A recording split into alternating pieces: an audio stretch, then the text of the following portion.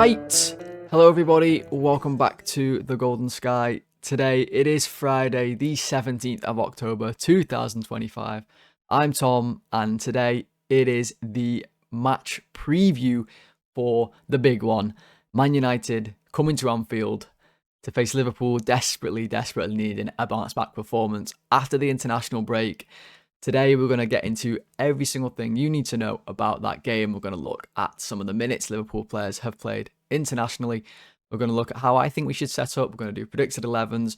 We're going to do some a little bit of tactical preview before the game, how I think we should approach the game. Yeah, we're going to look at everything. It's going to be a comprehensive preview to the biggest game for Liverpool there is in a season, playing United. But before we get into that, if you're joining me here on YouTube today, a bit of housekeeping as always. Please do drop a like on the video and comment away as well. Let me know your score predictions. Let me know your thoughts on the game.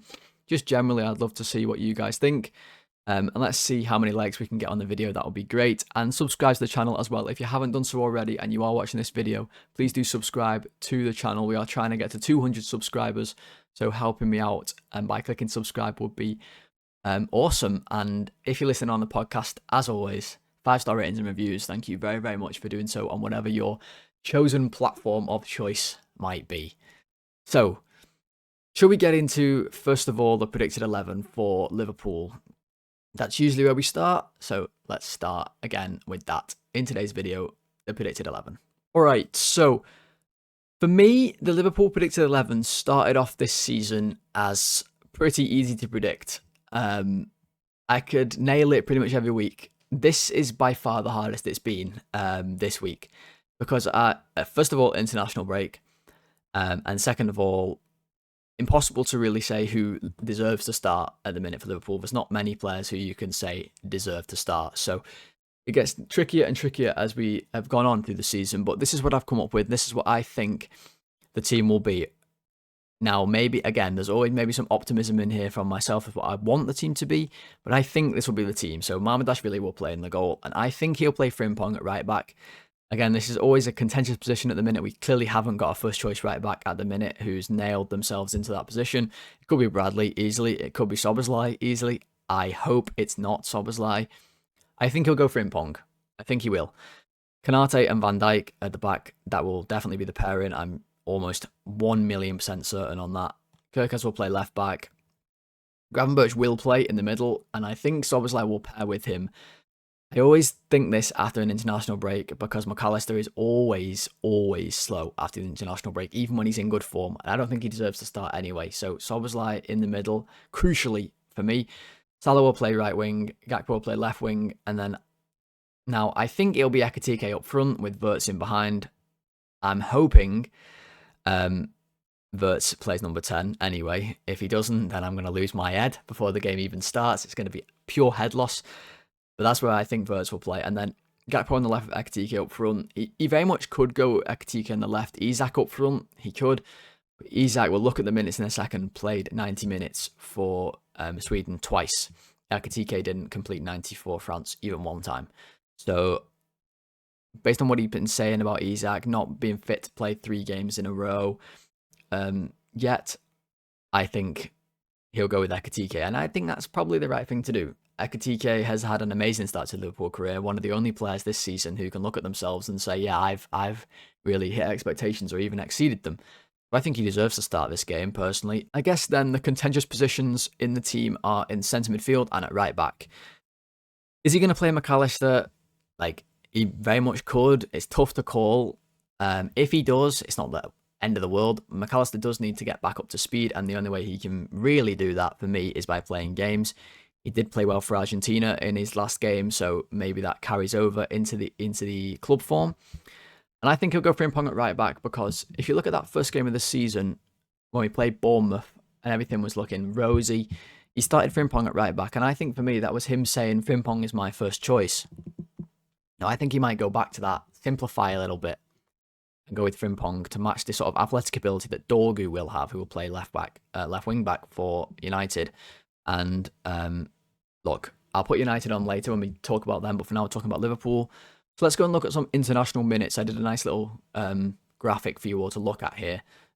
which I'll put on the screen in a second, so you can see the minutes of the players and maybe explain this lineup a little bit more.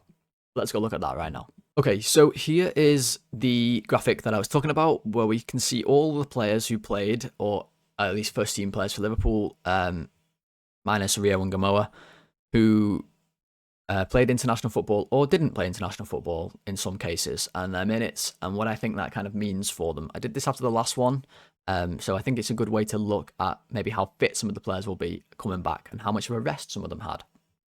So Mamardashvili obviously plays 90 minutes in both games. He's a goalkeeper. It does not matter. Bradley played only one friendly, and they didn't even have another game, so he played basically the full match. But I did that sort of a colour coding on the side, obviously, to see how heavy the load was. I thought that was kind of in the middle.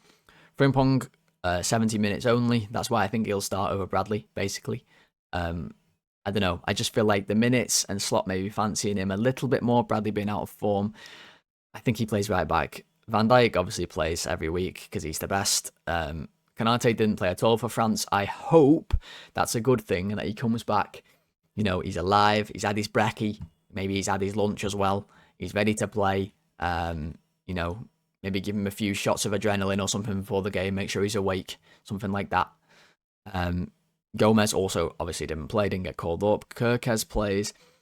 Heavy minutes for Hungary, I think that's fine. Robbo played even heavier minutes for Scotland, which is also fine. Good to see he isn't injured or anything, and we still have him, but I think Kirkes will just play. Gravenberch got a decent rest in the second game for Netherlands there, only playing a half, but still relatively heavy minutes, but that's fine. Obviously, we know Szoboszlai is basically the Terminator and just plays every minute of every game, apparently. McAllister barely played in the first game, but then a 90 more towards the Liverpool game, which is why I think he'll be on the bench, or why he should be on the bench, in my opinion, despite him scoring twice in this game. Jones and Endo, no minutes. Wirtz played 90 twice, basically, so heavy for him. Salah played one full game, scored 2 goals against Djibouti. Genuinely a real country, Djibouti. Akatike, you see, started one game, but barely played in the second. That's good. Isak, you see, couldn't play any more minutes, 90 in both. Gakpo, basically 2 full games, and Chiesa not called up. So the minutes are heavy, but the performances were great for some of these players who did play big minutes, and it showed maybe our players actually aren't bad. You know, maybe we've actually got good players, which, newsflash, we do. We have great players, amazing players, and they are good at football. It showed in the international break. I mean, Robbo got an assist, played well for Scotland. Szoboszlai, goal and assist against Portugal in a crucial qualifier for Hungary. I was really pleased for him in that one. You know, Maka scored twice against Puerto Rico. I mean, I could probably score twice against Puerto Rico, but he still did it. Salah scored twice against Djibouti, like I said. Akatike, I think, got an assist in the France game. And Gakpo, 3 goals and an assist for the Netherlands. So, look, overall, the group has had a really successful international break. We've got no injuries picked up, scored goals, got assists. Maybe the players have got a bit back into form, which is crucial. Maybe a bit of confidence built up. Had a little break from Liverpool where the vibes were probably a little bit dejected after losing 3 in a row. Back at Anfield, big game against United. I'm hoping that they can come back, ready to play, ready to bounce back. And that's what we can see on Sunday.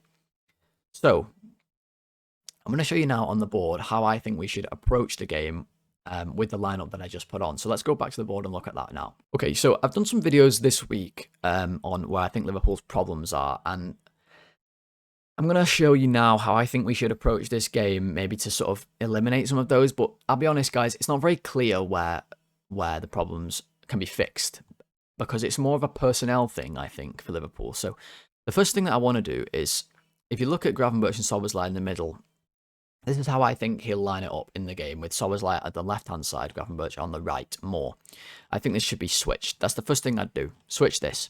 The reason why is, as we know and I've talked about, Salah doesn't run back anymore. It's never really been his game for Liverpool ever, but since Slot came in especially, he stays up here, and when we've not got the ball, if the team pushes us back, he doesn't run back like this. He stays here, so the idea is, if we win the ball, we can counter with him and get him going.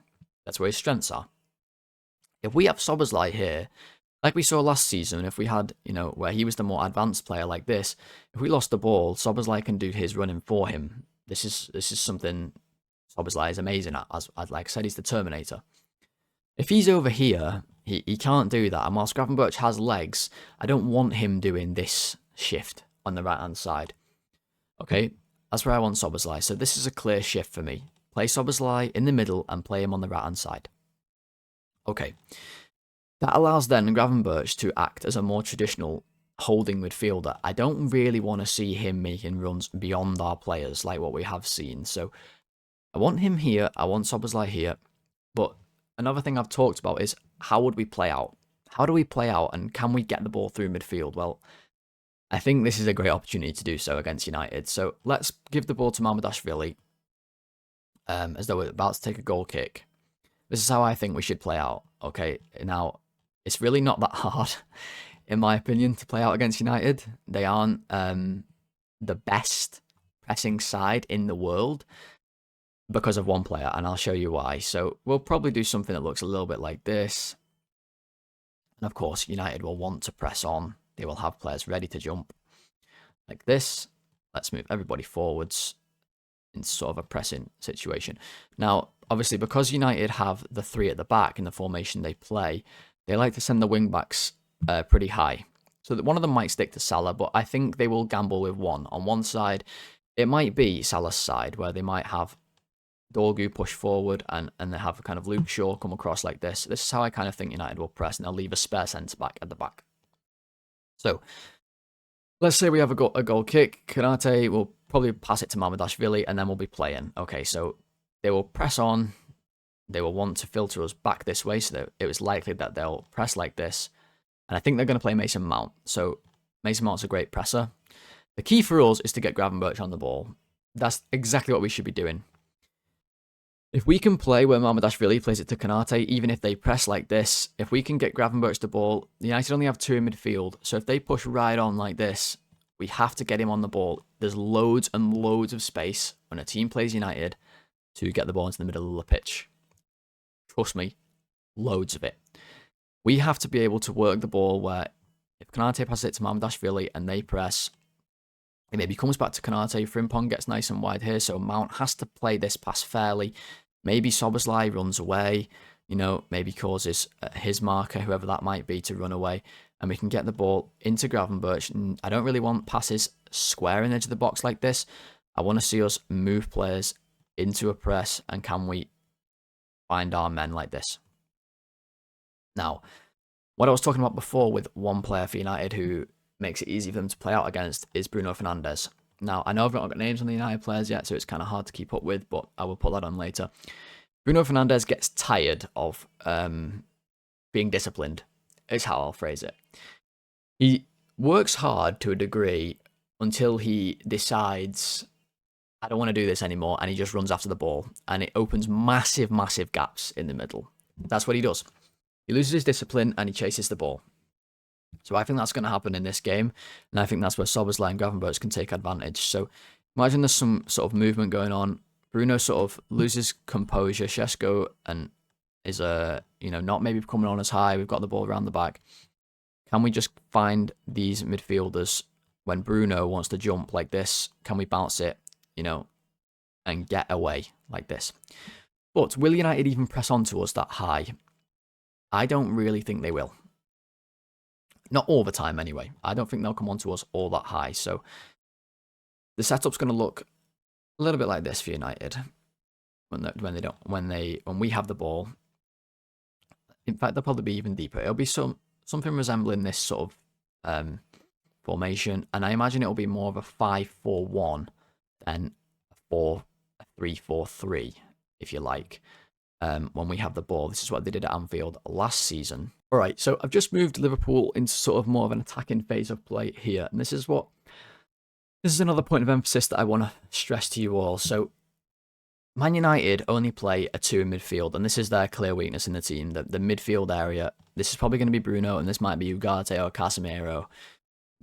They struggle in this area of the pitch. There's going to be massive gaps, and this is where this man is going to come in huge in this game. I'm telling you, he's going to have a big, big, big game in this one.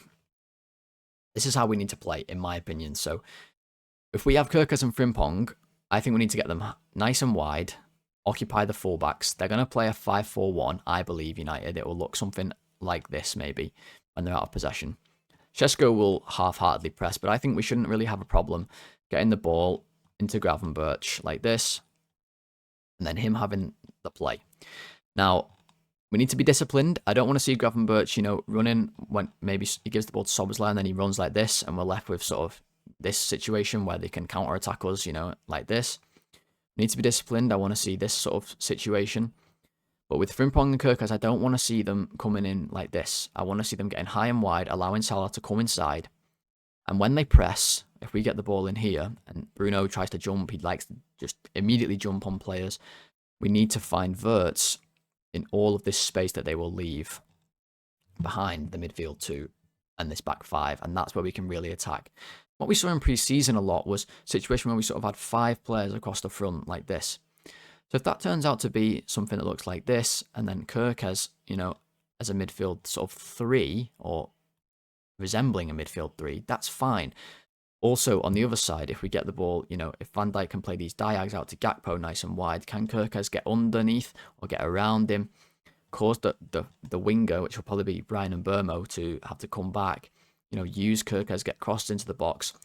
That's going to be key too. But I think Wirtz is the key player for us in this game. We need to be able to find him in these gigantic pockets of space United leave exposed.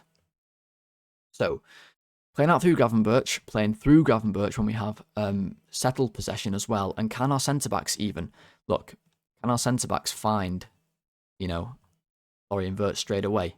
United try and press on, even if they don't. If they sit right back like this, can Wirtz float in behind? And can Van Dijk play the ball forward? Kirkes drag wingers away, open up spaces like this for Wirtz to come in and receive the ball. So that's Liverpool. Should we get United on the board as well and look at how they might approach this game? I think we should. So let's do that right now. All right, so we've got United on the board now with their team, their predicted 11, in my opinion. I think this is what they'll go with. And straight away, you see there's no Cunha. I think he'll be on the bench. Amorim seems to love Mount. I think Mount will play. I think they'll play Bruno in this midfield 2 with Casemiro. You have to get out this area if you're Liverpool. You just have to. I don't think Maguire will play. I think they'll go Yoro, De Ligt and Shaw.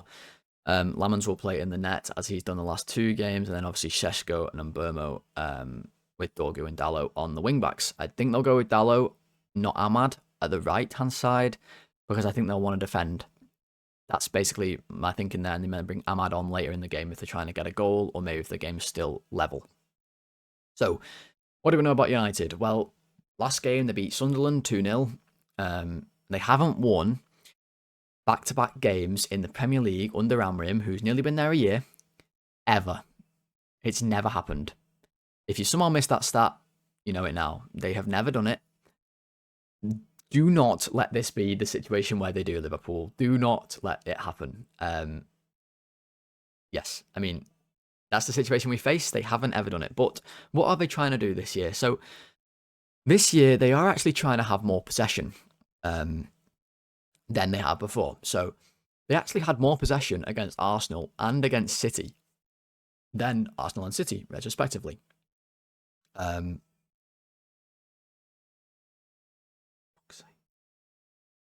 So what are they actually trying to do this season? Well, they're trying to have more possession is the first thing. So against Arsenal and against City, they actually have more possession than those sides in those games, despite them losing both of them.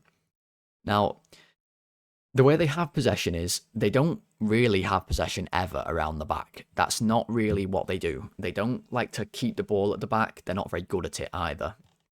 They like to actually keep the ball in these areas where they sort of are actually not too bad at keeping hold of the ball. They have, they look at United's team. It's actually not all that bad. They have Mbermo, Mount, Bruno. These are good players on the ball. Cunha, if he plays, good players on the ball. But what they also do this season is have loads and loads of shots outside the box. So they've actually had the second most shots on target in the whole league and the most shots in general of any team this season, Man United. But a lot of them are from this area here. If you sort of mark it out, it's from this area. A lot from here too, which is pretty much exclusively And Burmo's shots, he likes to do some things that Salah does, where he cuts in and shoots, but he does it from quite far out. And Bruno also likes a long shot. They have a lot of players who like to shoot from distance. Cunha as well likes a shot from distance. So this is what they do. They also have the most accurate long balls per game. A lot of long balls are played by United, and I think that will be the case in this game, and that is because of Benjamin Šeško. Now, Šeško is, is what you think of him, but one thing he definitely is elite in the air. I mean, really, really elite.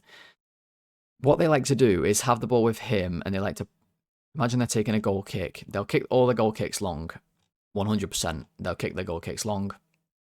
There's basically no doubt in my mind that they'll do that, especially at Anfield.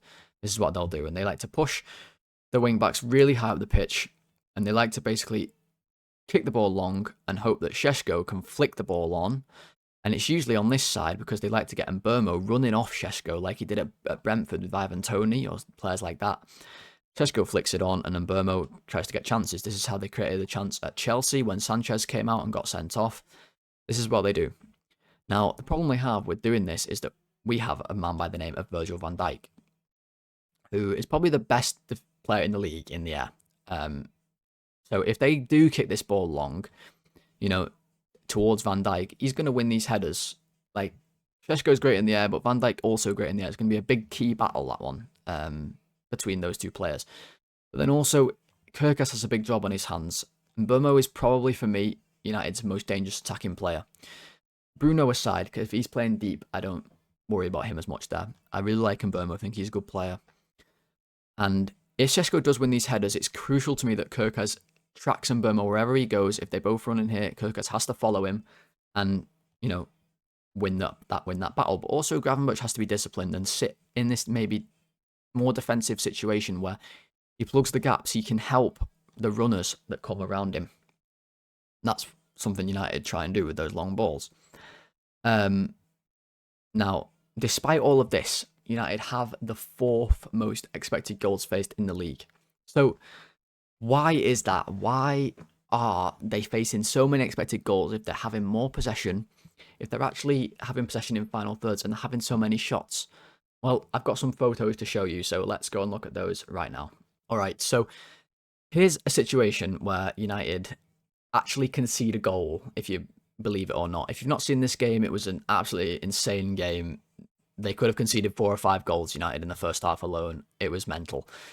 But this is the situation. So they've got Dalot, you see, he's obviously a wing-back. They're not afraid to bring these wing-backs really, really far forward. He's basically in a number 10 position here. And he has a simple pass. If he plays this through to Cunha, he's in. But this is where they lack the quality. He plays a bad ball. It allows Coyote to come back, win the ball off Cunha, and Jordan Henderson gets the ball. They want a foul. It's never a foul. But now, look, United really exposed. Here's one wing back. Here's another wing back. Really, really exposed. And then the front three. Henderson has all the time in the world, picks his head up. But what happens is just completely inexcusable. The back three of United are very, very slow. All 3 of them. Even if they play Yoro, who's a bit quicker than De Ligt and Maguire. But De Ligt and Maguire run like snails in a room full of glue. They aren't moving anywhere fast. Let's put it that way. They try and play offside, which is insane. If you're not fast, you can't play offside traps. You've got to run back. It's madness to play offside. The ball goes long. Thiago gets completely through, can take it down and have a shot. And we've gone from this position in a matter of seconds to this. I'm scoring a goal from one pass. It's madness. It's almost as open as Liverpool are at the back, which is saying something. Same game. United now trying to push for a goal. They've got loads and loads of players forward. Again, you see all of these players. This is Mazraoui. He was at wing back, really, really far forward. They're pushing. They lose the ball. Again, they've had the ball in this final third. They lose it. They don't have the quality to do so. Brentford can play out easily. The ball goes here to Sharda. And then Sharda pops the ball forward. I believe this is Damsgaard or someone along those lines. He plays it forward again. And now Jensen is through. 2-on-2 again at the back. You see, there's no one anywhere near. Mainu's trying to recover, but he has no legs either, so he can't run back.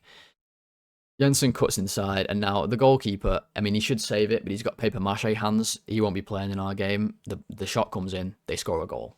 It's just really, really bad transition defending from United. They are so bad at defending counter-attacks. It's unbelievable. And this is the exact reason again here. They don't set up the defence when they attack. They have absolutely zero rest defence. Zero. What that means is, this is United's entire team on the screen that you can see here. Here's the left wing back, the furthest forward player. Here's your centre backs. So there's Shaw, there's Maguire, here's De Ligt. This is too big a distance between the three. This distance is too big. You might think, well, they've got the ball, it's fine, there's no danger really. But when you've got a midfield pairing of these two, especially Ugarte, who's crap on the ball, Casemiro similar these days, they give the ball away too often, and that's exactly what we see again here. There's no real pressure even on the ball, but Ugarte just plays a ball that's a little bit too slow and a little bit in the wrong area for Luke Shaw, who then takes a bad touch inside and quickly has to sort of panic and shove the ball back to Maguire because Bernardo Silva's jumped on him. Now his pass is bad. Maguire should just be able to deal with it though. Look how far away Haaland is, but he's too slow. He's like an oil rig. He can't move properly. He has to dive in, nick the ball. All he can do is kick it forward, and all of a sudden, look at United. Look, here's centre-back, here's wing-back, here's midfielder, here's other centre-back, here's your final centre-back, and that's it. That's their entire protection. It's wild how open they are. They lose the ball. Haaland has 5 yards or so in his own half before he's offside. United's entire team is gone. It's a comical goal. They won't do this at Anfield, I'm sure of it, because I think they'll sit much further back. But this is what they did. They were losing, I think, 2-0 at this point. Haaland goes through, and obviously if Haaland goes through, he scores. So this is why they give up so much XG, because they can't defend counter-attacks at all. They've got slow centre-backs who they like to push forward up the pitch and then try and play. But they're not that good on the ball, so they lose the ball. What I wanted to do is just look at United's team. So we're going to go player for player now, and I'm going to give you my thoughts on them, because let's be real, this is Liverpool v United. You know, it's time to talk a bit of, forget tactics and stuff. Let's just look at the players on the pitch and what they're going to do. Let's go and look back on the board, and I'm going to go through each player one by one and tell you what I think of them, basically, and we're going to go and do that. So let's do it now. All right, so looking at United's 11 then, and again, it's a similar formation, to how Palace play. It's basically the exact same, but they just don't play it as well as Palace. They're confusing their identity of who they want to be. Palace are very, very content with being a team that sits back and absorbs pressure and then counter-attacks. United seem to want to be this team who have the ball in this area. It doesn't seem to work that way. It's a bit contradictory. They don't quite have the midfielders to be technical on the ball, and they lose it a lot and give up a lot of chances. They get a bit confused in that sense. And I want to look at the players and tell you what I think of these players. So Laman's in the net, obviously a new goalkeeper, but he is young. He's never played in a game this big in his life. I don't know all that much about him, so can't really give my opinion on his ability that much, but he's going to kick the ball long. I do wonder how will he handle the pressure and the atmosphere of a pretty rampant Anfield, desperate for a win. Not had a home game in 3 games. We've had 3 away on the bounce, we've lost all of. Sunday 4:30, they're going to be ready to, really, really pile on the pressure whenever he has the ball. I think it'll be a lot of long balls. Yoro's not bad. He's not bad, right? But he's very young. He can be a bit rash, I think, with his tackling. Although his tackling, sometimes he can make excellent tackles. It's kind of heads or tails with him. De Ligt is really, really slow, and I think a bit of a cart horse. I don't think he's great on the ball. I think sometimes he wants to impose himself physically, like that's his game, wants to be big and strong and physical, but I think Ekatike and Isak, if they're up front, they've got to try and handle that and be technical around him. And once they get him turned, I want to see runs in behind in this game, because they can't deal with runs in behind. If we can make runs in behind, we've got the pace. Luke Shaw, it's tough to judge Luke Shaw, honestly. Salah's had a lot of joy against Luke Shaw. That's one of the key battles that I'll talk about in a second. I think Luke Shaw is a part of a back 3. That's somewhere Salah's really got to target. He's, very, very similar in stature, kind of short and stocky. Salah can have a lot of joy getting at him. He's quite slow these days, sure. Can Salah come back to life in this game against him? Dorgu's okay on the wing. He can certainly get up and down, but I think he lacks the quality going forward. He gets in good positions, but I don't think he's amazing. Dalot is, how do I describe Dalot? Like, can I call him stupid? I mean, he absolutely destroyed Trent last season when that was one of the worst performances I've ever seen in that game at Anfield last season from Trent when he was playing over on this side. But he can switch off, Dalot. That's probably a better way to say it. He switches off. He's capable of just a lapse in concentration with his passing. Look at the midfield pairing. Casemiro's legs have been gone for about 16 years. Look, he's going to get booked in this game. I've got almost no doubt about it, and then he'll probably get taken off. Wirtz has to get around here. They just have to get Wirtz the ball. He'll be able to run rings on Casemiro these days. I'm telling you. Bruno's a good player, but he's certainly not a midfield pairing type player. He wants to be in this position. That's where he's best. He loses his discipline. It doesn't make sense to play him in that position. It just doesn't. All me and the United fans at work talk about this. He does not want to be defending deep like this. He does not want to be doing that. Trust me. And Burmo's good. Mount's good. I also like Mount. He's just injury prone all the time. And Šeško looks like he can score goals. That's as much as I'll say about him. I don't want to jinx any of these attacking players, but there's so much in this United team that Liverpool can get at. And the key battles for me is the midfield pairing of United against our midfield pairing, whoever it might be. We have to win that battle in the middle. It's a rare occasion where a team will be playing two midfielders against us, and actually two midfielders. Palace played it as well, but they are very, very compact. United will try and jump forward, and it's basically going to be a 2v2. Gravenberch and Szoboszlai or McAllister or whoever it is against these two players. Bruno is good on the ball. Casemiro, I don't know what he does really these days. We have to dominate this area. We've got more legs. We've got more technical ability. We've got more positional sense. We have to dominate it. And then two other areas. So I think Kirkes against Mbeumo. Like I said, this is a key battle as well. Mbeumo very dangerous. And like I said, with those flick-ons, Kirkes has to be switched on and try and track him. Very physical player too, Mbeumo. So Kirkes got to be nice and aggressive. Have a good game. And then Salah against Luke Shaw. I think I put him against Luke Shaw rather than Dorgu because Dorgu wants to be really high. That's what Amorim likes to play. Salah has to get narrow for me, and that's where Frimpong will help, because if Frimpong gets wide and hugs the touchline, that allows Salah to not have to do that out here. You can get inside, they can link up like this, maybe with Szoboszlai. They do have a good understanding when they get into these sort of triangles, Szoboszlai and Salah especially. Maybe they can work something out. They're the key battles. That's pretty much everything about the game. We've talked a lot there about Liverpool and United, so let's go and do Super 6 to finish off the video and see if I can win £1 million. Alright then guys, Super 6 this week, and looking like yet another impossible task, but let's try our best. Okay, starting with City against Everton. Let's see, as always. Wow, 95% of people think City will win, only 1% think Everton will win. That is surprising to me. That is really surprising. Everton haven't been that bad this season, have they? But then again, am I about to say City will win, or am I about to now go against the grain? Yeah, I think City will win. 3-1? 3-1. Okay, let's do that. Brighton, Newcastle. Both people think Newcastle will win, and most people think Newcastle will win. But, you know, I'm going to go for a little swerve. Let's do a little swerve. Why not? Let's do Brighton are going to win this one. No, it's going to be a draw. This one's going to be a draw. 1-1. I don't know what score this one's going to be, do I? 2-2. Fuck it. Palace, Bournemouth. Bournemouth, everyone's favourite team. Oh, and Palace, everyone's favourite team as well at the minute. 3-2. Do you know, I quite fancy Bournemouth, you know, in this one. I quite fancy Bournemouth. But it could be a draw. Palace are good at home. I'm going to go 2-1 to Bournemouth like that. Fulham beat Arsenal. Lots of people think Arsenal will win, I imagine. Yeah, pretty much everybody. I'll agree. I'll go 2-1 to Arsenal. Spurs, Villa. Tough one, because Villa have been pretty poor. Spurs looking good. I think Spurs will win. What scores have I done? Have I done a 2-1 at home? No. Do I fancy a 2-1? Yes. I think I do. Fancy a 2-1. And Liverpool v United. So, actually 8% of people think United will win. That's insane. Looking at some of the others where people think Fulham have no chance and Everton have no chance. That shows Liverpool's form at the minute. Look, you've got to say Liverpool are going to win, haven't you? You've got to. So I'm going to go with 3-0.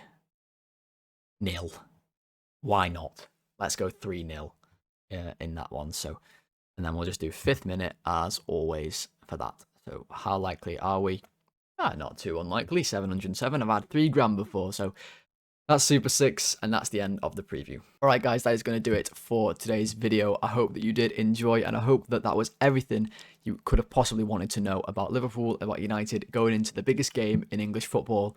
Liverpool v United, a massive, massive chance for Liverpool to bounce back, and it's a game we couldn't have picked to have to try and right our wrongs of recent weeks. Look, there's no better opportunity than in this one. So let's see if we can do it. If you did enjoy today's video, please do drop a like on it and comment away as well. Your score predictions, let me know what you think the game will be in the comments below. I would really, really appreciate that.